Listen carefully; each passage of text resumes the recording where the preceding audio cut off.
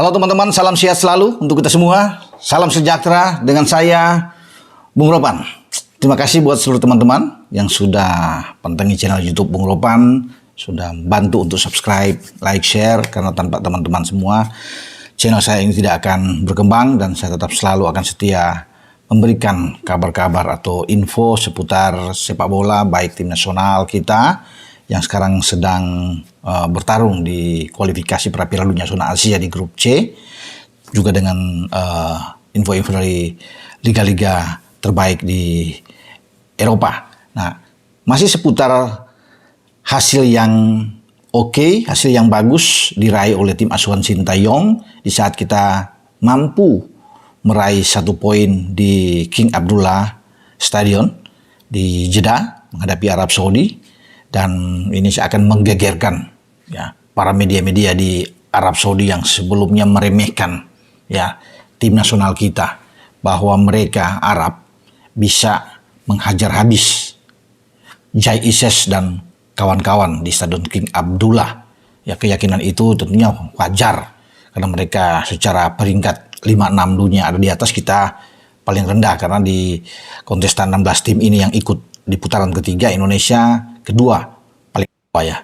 Paling terakhir adalah Kuwait dengan 136 kalau nggak salah Kuwait. Nah, sekarang kita sudah di 131 ya. Kemarin naik 2 tingkat setelah menahan imbang Arab. Kita mendapatkan poin ya.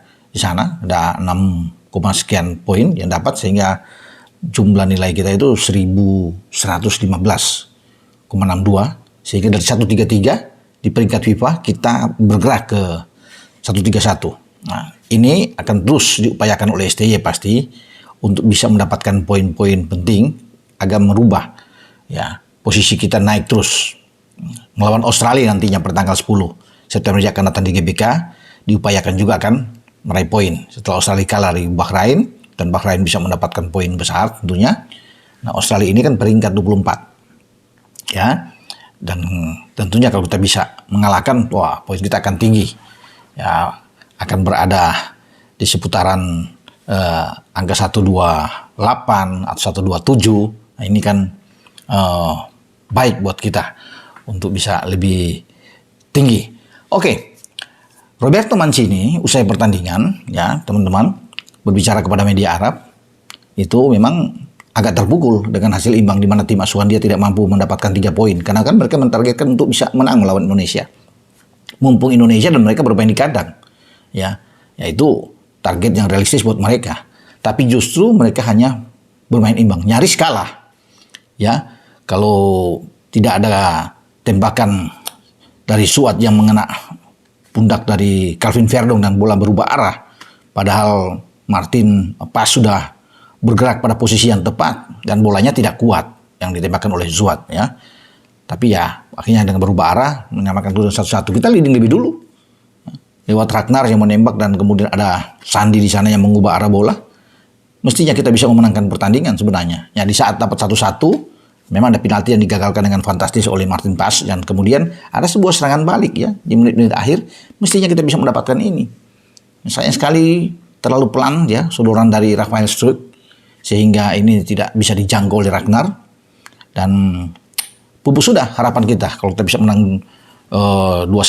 Paling tidak ini akan lebih sensasional buat kita, 3 poin luar biasa ya, kita akan lebih tinggi, mungkin ada sekarang di 127, 126, wah, bagus lah untuk secara peringkat. Tapi yang menarik adalah Mancini juga mewanti-wanti Australia yang akan menjadi lawan kita untuk berhati-hati Australia.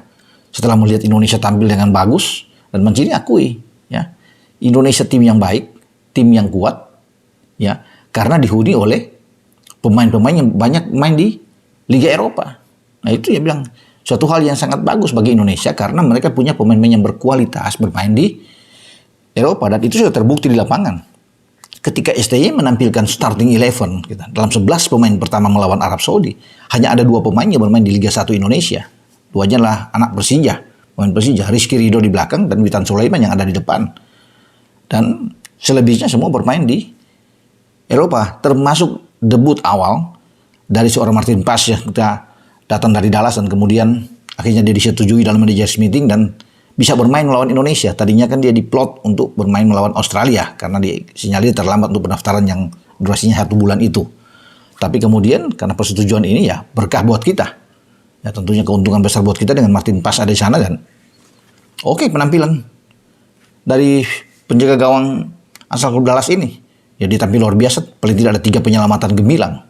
Ya, ada 1 tembakan juga dari Muhammad Kano yang dimentahkan oleh Martin, dan 1 kali one on one ya ketika masuk ke dalam kotak penalti dan akhirnya dia bisa menggagalkan ini. Nah, Mancini memang mengingat seakan mengirim sinyal pesan kepada Australia yang ditangani oleh Graham Arnold, pelatih Australia, untuk mewaspadai Indonesia. Karena bukan tidak mungkin Australia itu kalah melawan kita kalau melihat penampilan Indonesia yang baik sekali, terutama di babak pertama. Babak kedua memang ada perubahan. Arab lebih menekan dan wajar, mereka butuh menang. Kita lebih banyak tertekan bertahan. Dan itu kan terlihat dari statistik mereka sampai 66% kalau nggak salah dalam penguasaan bola. Kita hanya dengan 34%. Tapi itu kan hanya sebuah angka-angka.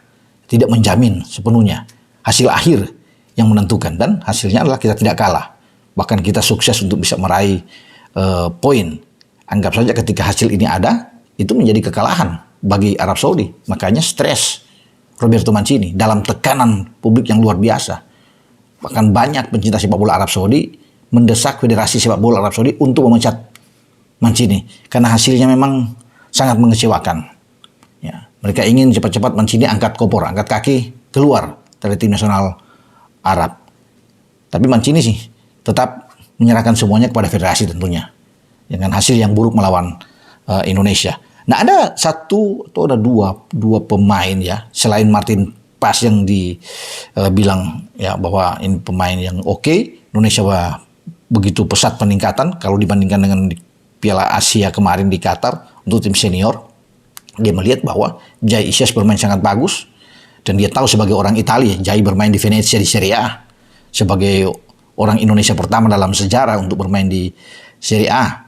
Dan Jai Isyas mengemban tugas dengan sangat baik ketika dia didaulat oleh STY untuk menjadi kapten kesebelasan. Jai tampil luar biasa. Semua pemain memang sudah berjuang, tampil baik. Ya karena ini kolektivitas bermain dengan 11 pemain. Tapi dia menyorot bahwa Jai di samping Martin tentunya tampil oke sekali. Dan 1 pemain lagi yang dia sorot, yaitu Ragnar Oratmangun. Ya, yang mencetak gol kita. Ya, pemain Blontos ini yang menggunting rambut setelah dia ikut ibadah umroh. Wah, ini luar biasa Ragnar bermain. Tampil, makanya wajar kalau dia mendapatkan pujian ya. Ya, Roberto Mancini juga melihat bahwa Ragnar tampil bagus, terus bisa bergerak menyulitkan pemain-pemain belakang Arab Saudi yang dimotori oleh Al Bulaihi di sana ya.